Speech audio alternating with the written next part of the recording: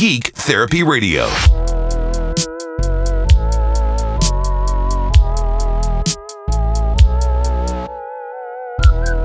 Welcome to the Geek Therapy Radio podcast. You've got your mental curator, Johnny Hamburger, and I'm going to apologize right off the bat here. I was going to say tired. Exhausted is a better term for it. I am in the thick of it. My wife and I are in the thick of raising an infant who wakes up every 2 to 3 hours for feeding, and it's way worse on my wife than it is for me, for obvious reasons, but that doesn't mean that either of us are getting a full night's sleep right now.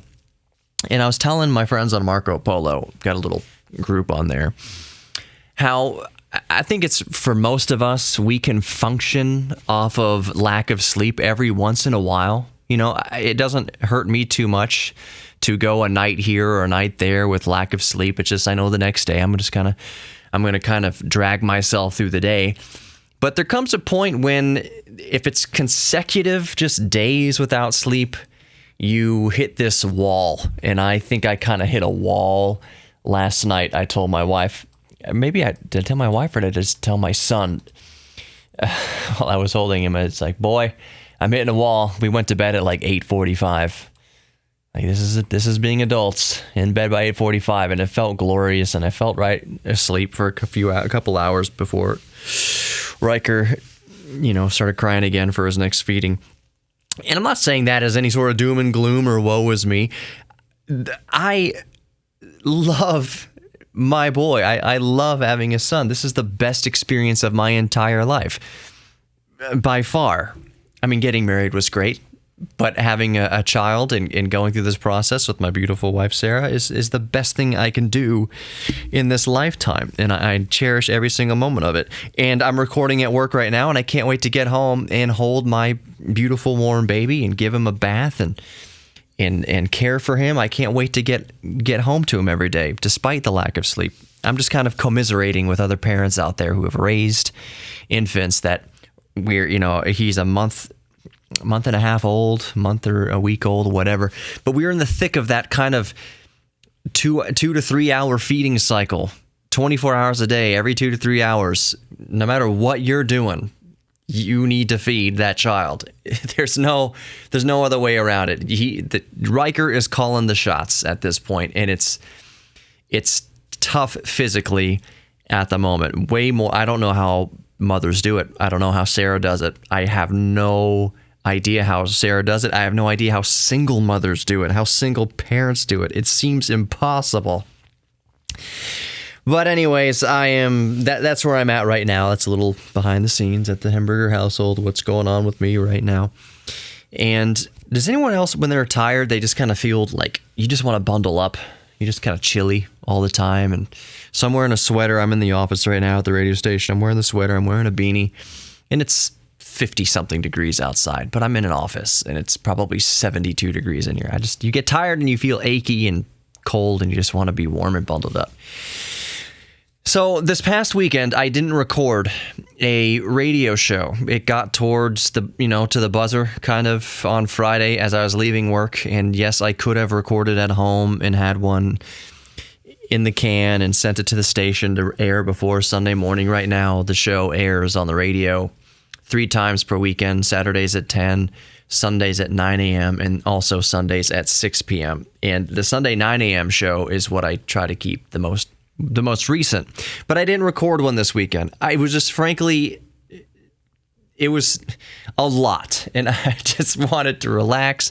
And it's one of the reasons I've done so much legwork in the back end, as far as I have something like 187 perfectly timed episodes with perfectly timed segments, 8 minutes, 10 minutes, 11 minutes, and 10 minutes. That's how the segments go for the radio. And I have hundreds of those segments ready to go, ready to fill those slots in those perfect time frames. And that's kind of what I did for the Fresh Sunday show, was just a show that aired maybe a year ago or something like that. I talked about the Joker. It's like, yeah, I might go see the Joker. So whenever that was. But it was a good show. It was a good show nonetheless, and that's what I let air. I didn't record a new show. And that's got me thinking about a lot of things. So in this podcast, I want to talk about a couple sciencey things and talk about an interesting phenomenon with Apple and Mac and all that. But me not recording this weekend just has me thinking about, obviously like the future of the show. I go through these periods where, and I tell you this so I can relate to you, the listener, because I know we all go through these kind of slumps where I kind of, look back at what I've accomplished, where I am now, and how far I have yet to go as far as the goals. To reestablish the goal of Geek Therapy Radio, for any of you new listeners who don't know, I established early on. I don't really suggest you go back and listen to early episodes because they are rough. I'll just say sometimes I listen to early episodes and I'm just like, oh gosh, who is that talking? What is this idiot? I mean, I think about that sometimes now. But anyways, early on, I established, for those of you who remember, and for those of you who don't, that one of the goals of Geek Therapy Radio was to have it self-sufficient enough by the time my mom dies. My mom is, she was born in 1948, so she's 72 years old. By the time my mom passes away, that this show, that Geek Therapy Radio, as far as radio show and podcasts and all that stuff, is self-sufficient enough that not only can I take care of my own family, so take care of my son and look out for his best interests financially, in my household financially, but also for my sister. For those of you who don't know, my sister is special needs. She's quadriplegic and severely brain damaged. In 1982, she was underwater for 15 to 20 minutes, which I know it's, for anyone to survive that in any sort of capacity it's called miraculous. I put an asterisk, if I can just emote and be real for you for a moment. I put an asterisk by that word miraculous, that she's still alive, because I lay awake at night sometimes thinking, what kind of alive is that? Quadriplegic, got to take, change diapers several times a day and feed her through a stomach tube, a peg. We make her food in the blender, and it's just kind of like, it's a lifelong of life support. And you wonder, is she in there? Is anything in there? Can she respond in any sort of way? We don't know. It's just so, I'll just be real. It's a burden, and it's something that's continually on the back of my mind. And right now, my mom, she's doing it. She's my sister's caretaker. She has help now from nurses who come by for a few hours a day for heavy lifting and changing and things like that. But that's not all day. These aren't live-in nurses. That means the nurses leave at 4 or 5 p.m. and my mom is, got to do it. And of course, when I'm there, I try to help out. And any time in life where I've gone through this kind of lull where I need to move back in with my mom, like for instance, after the divorce, I was up at every morning, 6:30, 7 in the morning. Remember, I worked overnights, so I'd get home at 5 a.m., rest for a couple hours, get up, feed my sister just to relieve some burden on my mom so that she could sleep in a little bit. But then I married Sarah, and obviously we have our own house together, and we're 40 miles away from where my mom lives in Kingwood. But kind of long story short here, we went over the will with my mom, and I'm not giving away too much here. Me and my mom sat down with the lawyers, went over the will, and long story short, like I said, I am my sister, whose name is Corey. I am my sister's guardian when my mom passes, and she's 72. And my mom is in relatively good health. She has back problems, which makes taking care of an adult special needs adult special needs person challenging. But when my mom passes away, we have to be realistic here. I always envisioned that I would have Geek Therapy Radio set up enough by the time that my mom passes away. She's in no danger of passing away. My mom's not sick, don't get me wrong. She's probably going to be here for another 10, 15 years, maybe 20, 25 years even. My grandmother's 98 years old. We have a history of longevity in my family. My great-grandmother is 101. So my grandmother, who's 98, her mother lived to be 101, and she only passed away because she broke her leg and got pneumonia in the hospital. So if Bima stays healthy, my grandmother stays healthy, which she is, she's easily going to crack 100. That's my prediction, easily cracking 100. So my mom is 72. My mom might have 30 more years in this world. There's no way she can take care of Corey when she's in her 80s and 90s, obviously. So the time's coming sooner than later that I'm stepping up, both morally and legally, and just as a matter of family matter. I'm Corey's legal guardian. So I always imagined my goal was to have Geek Therapy Radio set up enough that I could do it full time. And that would allow me the freedom to move around as I need to and do the show from anywhere as needed. So I kind of envisioned when my mom passes and a scenario in which that if I needed to, that Corey would live with me or I would live with Corey some sort of way, that I could do the show, do the YouTube stuff, do the podcast, do all that kind of stuff a few feet from my sister, basically, that she'd be in the same house, that I could go down and feed my sister and then come back to the microphone and do a show and be able to take care of my sister. The grandiose goal would be to be doing so well that I could hire a live-in nurse, basically have a little section of the house or a condo studio apartment off the garage or something like that where the nurse can just live and pay her a salary. That is so pie in the sky, grandiose thinking, though. Paying a nurse's salary to take care of a special needs adult, you're talking, I don't even want to speculate how much that would cost. $100,000, maybe a little less. I mean, it depends. I mean, it's not ICU or anything like that, but maybe, I don't know. I would imagine $50,000 minimum. $50,000 minimum to pay a nurse to live in and help take care of an adult special needs. And even that's probably way off base. It's probably closer to $100,000, if not more. But anyways, I would like to be self-sufficient enough with the freedom to stay home, with the freedom to work from home and provide for my sister. Now,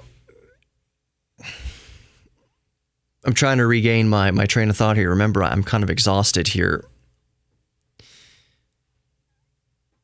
I think to where the show is at now and how I've mentioned it's a slow burn as far as growth, and you don't hear me talking, telling you about a whole bunch of sponsors. You hear ads. If you're listening to the podcast, you probably hear ads injected into the podcast at terrible points. But that's not me. I don't get a dime from that. No one's paying me for those ads. I don't see anything from it. But you notice that I do a lack of what's called live reads, where I'm not telling you to go to Wix.com and build a website. I'm not telling you to go to Chevy dealership and buy an EV. I'm not telling you to go to Volkswagen and buy an EV. And it just kind of, having a son, it kind of puts things in perspective, and it makes me just think. It makes me sit back and think how much energy I'm putting into this versus how much return I'm getting from it, and financially, and it's just it puts things in perspective. There's some realities, as my dad would say. I have my normal 40-hour-a-week job here at the radio station, but it's radio. It's not. I ain't a Rockefeller. I ain't Elon Musk. We're doing fine. I'm not trying to paint a picture of anything that's sort of bleak. I'm just, every man and every woman who provides has these come to Jesus type of moments where you reevaluate what you're doing in your life to provide. And like, am I doing enough? Am I doing the right thing? And I want to point out right now that the point of Geek Therapy Radio wasn't just to make something self-sufficient that would free me to work from home and be able to take care of my sister and my son and my family. It was to be able to do that, but also help people, help everybody listening, which is why I always end the show with how much you are loved and how valuable you are and how worthy you are and how worthy of your own self-respect you are. That if I was going to do this endeavor, I'm not just going to put things out there for shock value. If I was just a shock jock, I could be making a lot more money right now if I wanted to make this a political show and just be something inflammatory and racy. 3 years of effort. Yeah, the show's been on for 3 years. 3 years of effort would have been. I've gotten a lot. I would have gotten a lot farther along in those 3 years if I had been doing something sexy and racy and inflammatory and political and all that. But I said, if I'm going to do this, I don't want to do that. I'm not going to call it the easy route. I would say, but it would be an easier route to toe the line and just kind of get people pissed off when they listen to me politically or emotionally. But I never wanted to do that. I said, if I'm going to create this enterprise and be able to work from home, I would also like it to have help people, leave a mark in this world to help people. You know, I see my sister smile. That's what I always come back to is my sister smiles and you're just like, what would you have to smile about? Where does that smile come from? If you are in that situation and you can still crack a smile, it makes whatever I'm going through seem so trivial. So my intention was to make the show big enough that it'd be self-sufficient, but I can also help people, that it will inspire people. Not necessarily to go, make puzzles or knit or do art or work on cars or airplanes or whatever, but leave you every day feeling a little bit better about yourself. Make my mark in this world, leaving people, anybody I touch through these speakers and headphones and this microphone, leave them better off emotionally after listening to the show and psychologically and mentally after listening to the show than just leave them pissed off. Just leave them hating their neighbor. If I can make a living doing this and leave a good mark in the world, I thought that would be a very valiant effort. It would be the best use of my time in this world. Whether or not it succeeded or it failed, it would be the best use of my time. But there's that little nag that comes in the shape of a dollar sign. It's like, man, dude, you've been doing this for 3 years. When is it going to start sustaining itself? When is it, let alone sustaining itself, when is it going to start sustaining you? It's just the financial realities come into play. So it makes me wonder, am I doing all that I can? I went back through my Amazon shopping cart because a few years ago, 2012, I think it was, I was going through a similar kind of rut. Like, what am I doing? I bought some math study guides, study books, like Math Demystified. So it was like, and I started over from pre-algebra to algebra, and I was going to work my way up, geometry, trigonometry, algebra 2, calculus, all that stuff, because I wanted to bring myself up to speed mathematically to go back to school for electrical engineering, sorry. And my wife's going to school right now for her master's. She's going to seminary.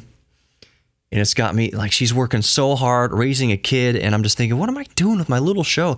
I feel like I could be doing so much more. So I went back to the Amazon shopping cart to make sure that I did order those books. And when I get home, I'm going to locate those books. And whether or not I actually go back and get a degree in electrical engineering, I still want to be fluent in mathematics. So I don't know if I'd go back to school for it. Maybe I would see if there's a way to do it online. The only thing about electrical engineering is I would imagine, obviously, the vast majority of it could be done online. It's through lectures and just work through these workbooks and do the homework and the assignments. But some of it would be labs. I would imagine that some of electrical engineering is lab work. So that's something I would have to look into. And it's all this. Another consideration is my age. I'm 37 years old. How long would it take me to get that degree? If I'm in my mid-40s by the time I have an electrical engineering degree, what could I do with that? Let's say I was 42 years old and I got a really good job as an electrical engineer and I'm making six figures, $150,000, maybe $200,000 a year. I don't freaking know. I think that's a little bit wishful thinking, but what if I'm making many, many times more than I make in radio, which is not wishful thinking. That is just the truth. If I was an electrical engineer, an employed electrical engineer, I'd be making way more than I make in radio. But I'd be starting in my mid-40s, basically. If I saved every penny, how much could I have a nest egg, and what could I leave for Riker? Being back in school in my late 30s, mid 40s, people do it, and I know people do it, and that's an inspiring thing to me that people, obviously do it. But it's all those considerations. And then it's financial. My wife works in church, and I work in radio. How would we pay for a college education? We'd have to figure it out. Would I sell Lauren the DeLorean? And again, I'm spitballing things in the microphone because you listen and you are very supportive. You email me your support. I freaking love it. You email me really good suggestions and helpful and tips and things like that. So that's why I'm telling you this. I don't know if anyone's going to email me about anything I'm saying here, but I'm putting that out there. If you have any advice or tips, I'd like to know. But part of all this spitballing is that, would it require giving up Geek Therapy Radio? And really, the logical part of me, the non-kind of narcissistic, the optimist side is like, why can't you keep doing at least one podcast per week? Well, even if you were raising a child and you were back in college, you could still do a podcast. Nothing would keep you from that. And perhaps that's true. But if I was in school, how would I work? Like, what would my job be? If I made enough money with Geek Therapy Radio right now, like right off the bat while my mom is still alive, if I made enough money off Geek Therapy Radio, I was doing really well, and I could quit my day job, I would be at U of H, University of Houston, the next day after quitting this job. I would be registering and enrolling at University of Houston. If I just made enough money off of Geek Therapy Radio, I would go to school. And I didn't have to work 8 hours a day at the radio station. I had to fill my day with doing something productive. I would go back to school for electrical engineering. And I'm not sure that if I've been out of school for so long that any of what I studied 10 years ago, more than 10 years ago, I started school in like 2004, would any of that transfer? Would I be starting from scratch again? Would I be in biology 101 again, English 101 again? It's all things to consider. And I just think I could still, no matter what I do, no matter how busy my days get, could I still have Geek Therapy Radio as a passion project? Is that what it is? I think of the show Shark Tank. Like if I was presenting, which I wouldn't make any sense, but if I was presenting Geek Therapy Radio as a project to sharks in Shark Tank, would Mr. Wonderful lay out the realities? Like, you don't have anything here. Joe Rogan has millions of listeners every day. What do you have? Well, a couple hundred per podcast. I don't know. It's hard to measure the metrics. Be like, it's not an investable product right now. And then they'd say, well, how long have you been at it? Well, 3 years. 3 years, and that's all you have to show for it?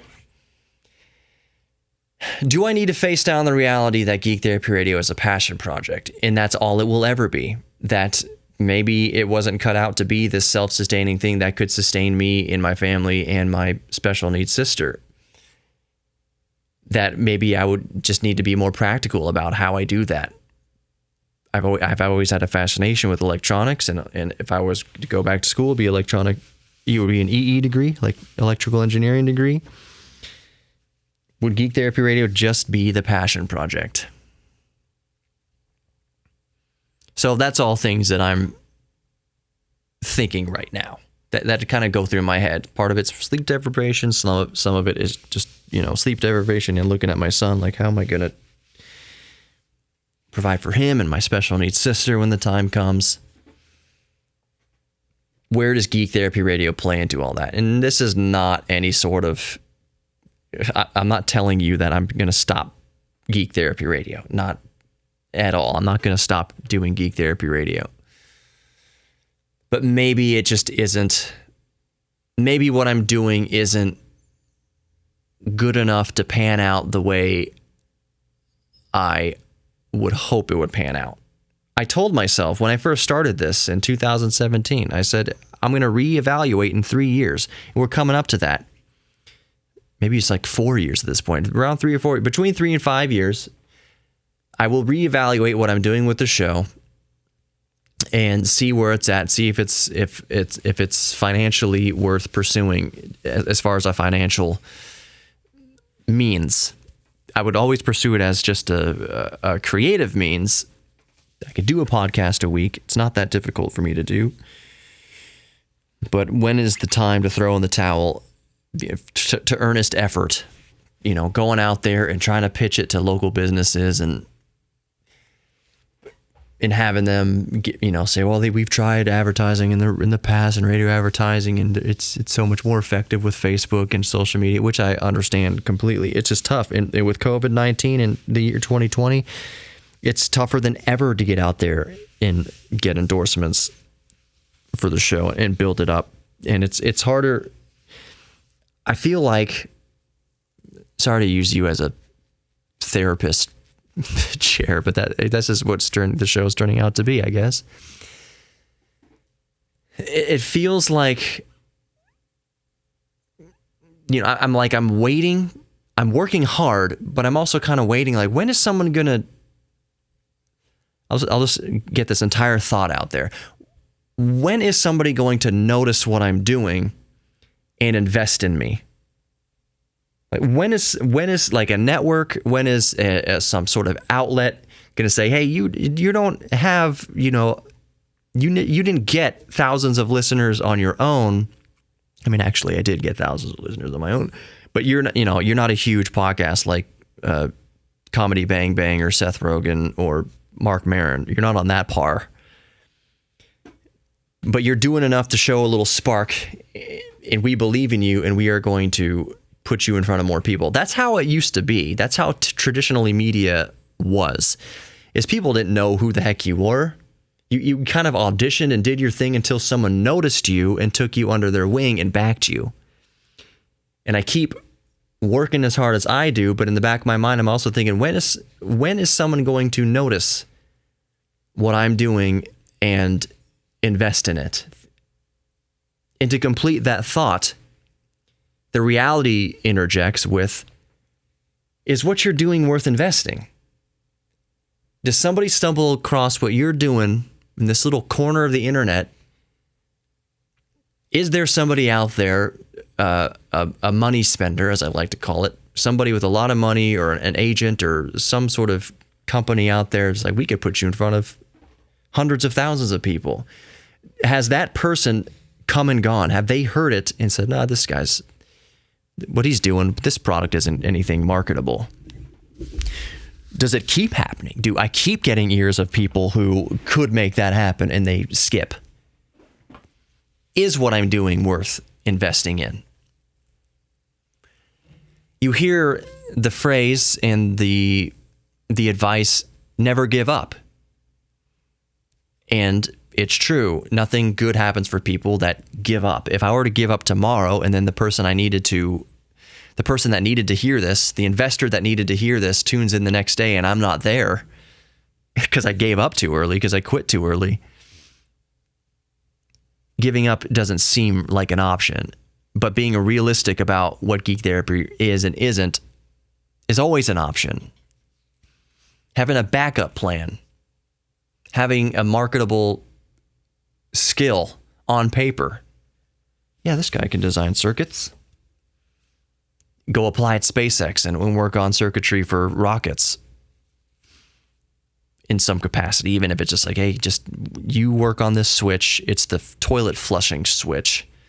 You just work on this switch.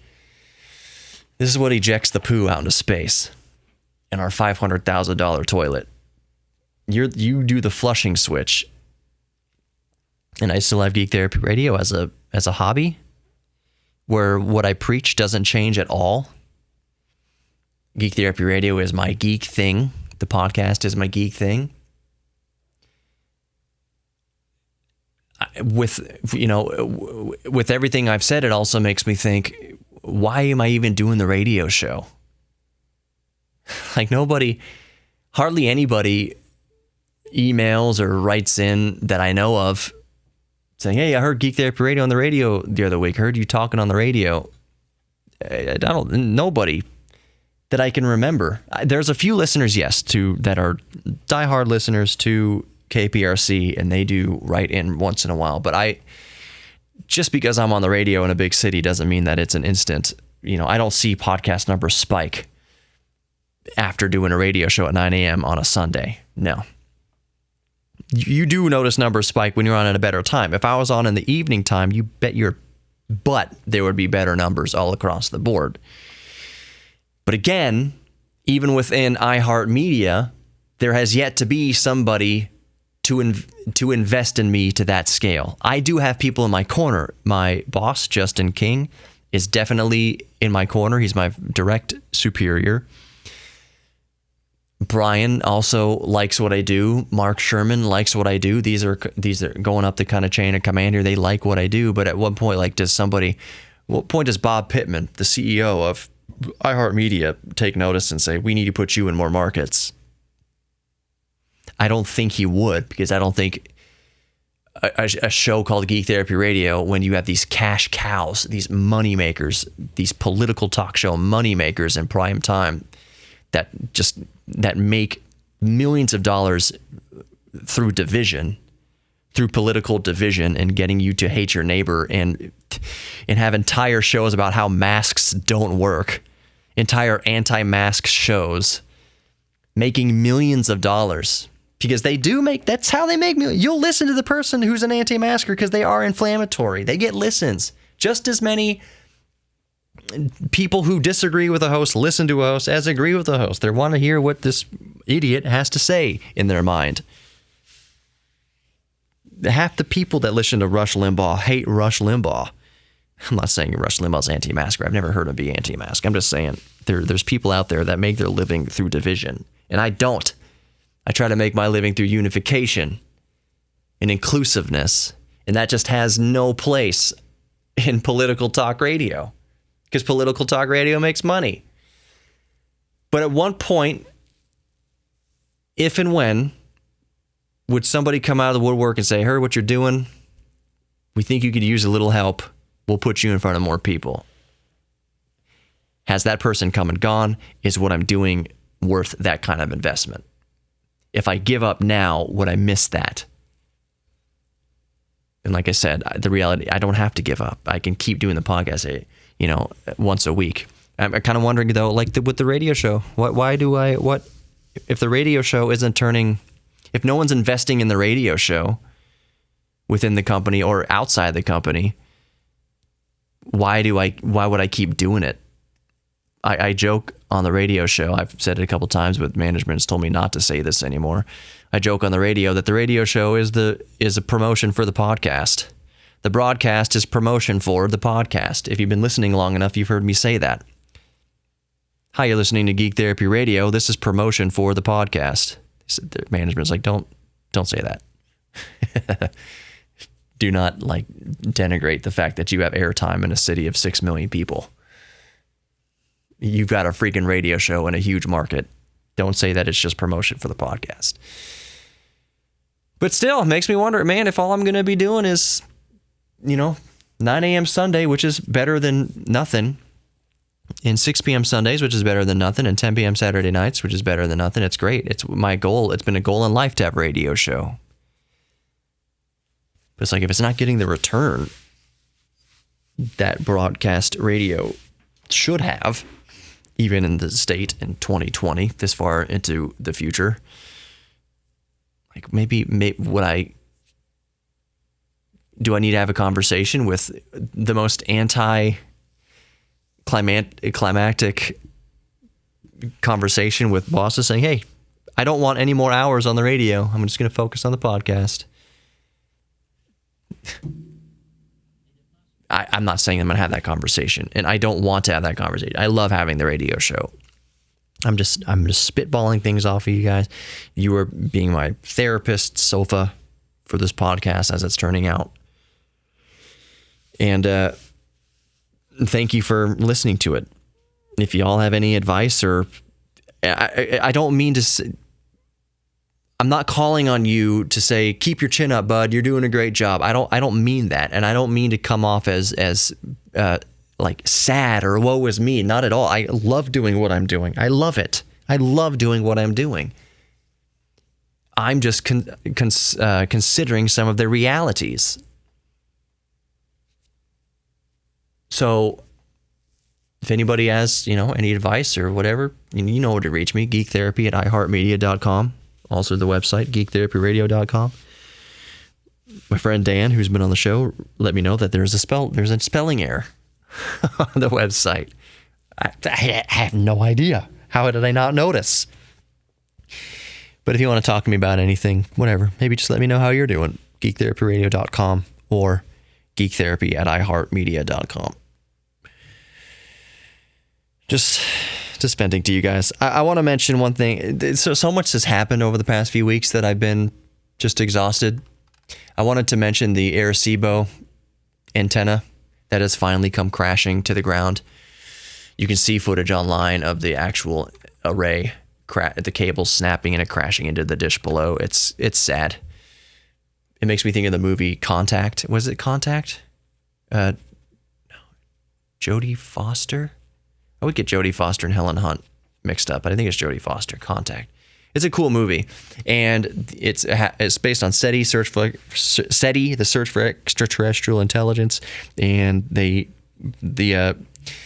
Arecibo antenna is in the movie, and it's just sad that it's an astronomical icon of astrophysics, and it's gone now. Been around since the 60s, I believe it was. And the last thing I wanted to mention, you know what, maybe I can save it. No, I'll just let you know. Apple's been doing such a good job with the M1 that they've laid out their roadmap for their Apple Silicon in their upcoming products. So we have the MacBook Pro, 13-inch MacBook Pro, we have the MacBook Air and the Mac Mini that have the Apple M1 chip. It's the same chip in all three of those devices. The roadmap calls for chips up to 32 cores. So like a Mac Pro by the year 2022 with 32 cores. 32 cores in it and up to 128 GPU cores. And the reason why that's staggering is just how good the first generation M1 with 4 cores and 4 high efficiency cores and 8 GPU cores, 7 or 8 GPU cores is. That when you think of 32 power cores and high efficiency cores paired with up to 128 GPU cores in like a Mac Pro, a $20,000 Mac Pro, whatever, holy crap is that thing going to scream and make everything else irrelevant. And this was my point saying all that. Intel, holy crap. Resting on their laurels, getting not destroyed by AMD, but having AMD finally surpass them most recently and AMD becoming a real competitor. Apple saying, all right, screw you guys, Intel, we're going to make our own chips. Where does Intel have to go? They rest on their laurels and they have a hard road to hoe ahead of them. And even that isn't my main point. Something that I've noticed reading through comments here on the internet is just how many comments that get a lot of upvotes, majority upvotes and thumbs up and likes and stuff. How many of those comments are the sentiment I've noticed are the sentiment of I've never bought a Mac in my life, or I haven't bought a Mac since my iPad or my iPod Nano. Haven't bought a Mac in 20 years, 10 years. Haven't bought one since I haven't bought an Apple product since an iPod. But since they are so since these devices are so mercilessly destroying Intel, and how people just dislike Intel right now, the sentiment they've been taken advantage of by Intel. A lot of the sentiment in these comments is just like, hey, I haven't bought a Mac in years or ever bought a Mac. I may consider buying a Mac now because of the performance improvements per watt over Intel. And what they're doing over there in a Cupertino with these chips. And I'm in that boat. This is the first brand new Mac I've ever bought in my life, my 13-inch MacBook Pro. And that's an interesting sentiment coming from people who in the past have not liked Apple, have not liked what Apple's doing, have not liked the value to the cost proposition. Now we're turning around and saying, you know what, I just might buy a Mac now. the performance to value is it's getting back up there. So I might, and especially since they're sticking it to Intel, who's been screwing us over for years, I might get a Mac now, or I just bought a Mac. There's a lot of that sentiment.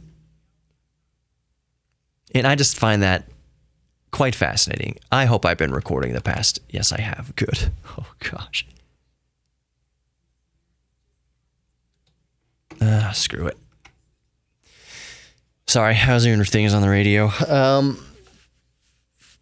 Yep, I'm tired. You can tell I'm tired. Thank you for listening. This is 40 minutes.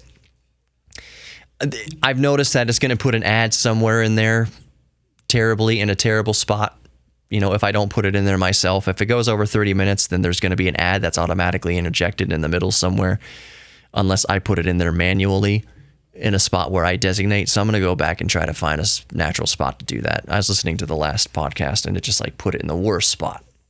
And it's extra salt on the wound because I'm not getting paid a dime for whatever you're listening to. And I don't necessarily endorse whatever ad that you hear that they shoot in the middle of these podcasts. It just sucks all around.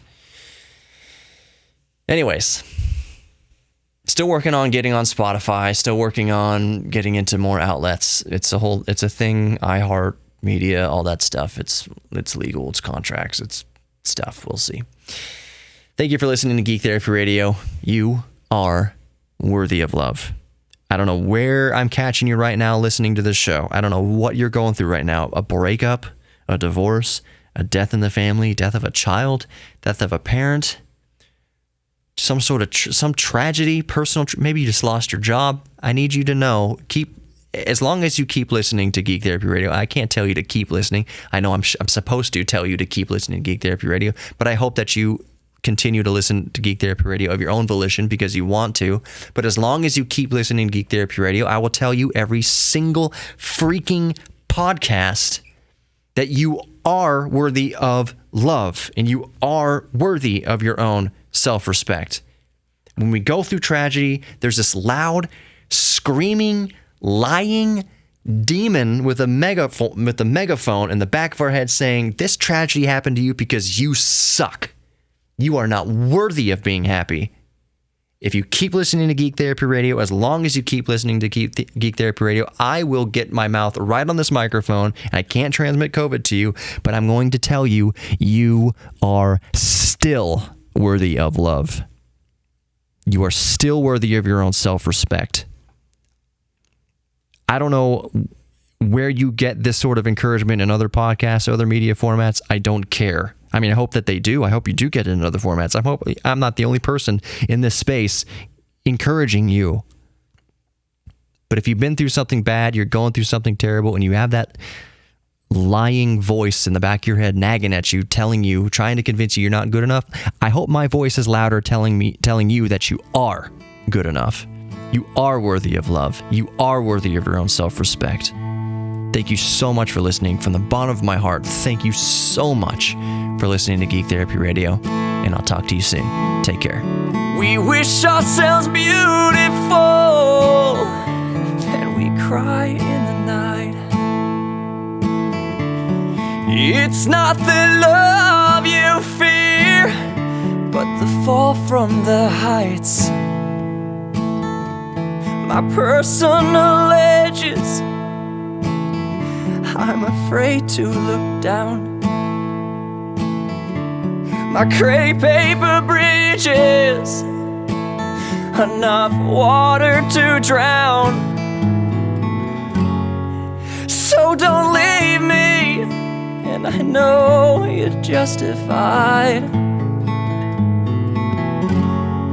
So don't leave me, 'cause a part of you in me died.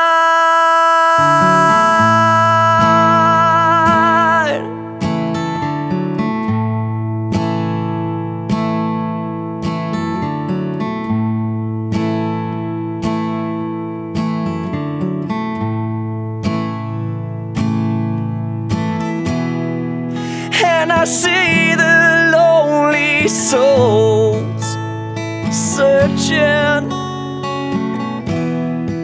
but before the heartbreak grows,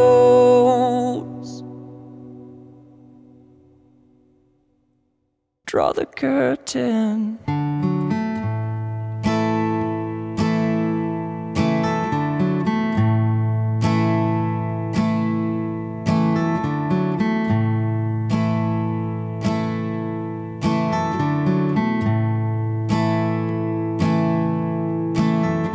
I'm a ghost on the streets today.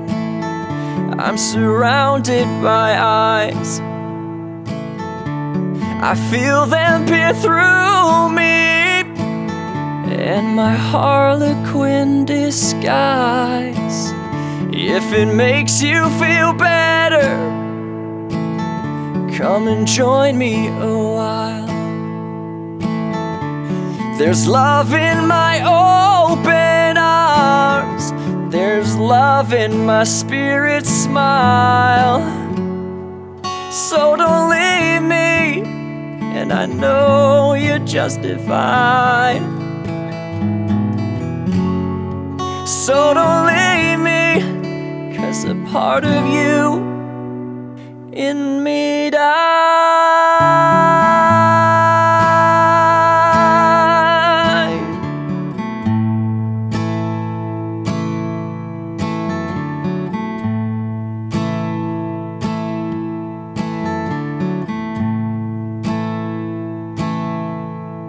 Yeah, yeah, yeah, yeah, yeah.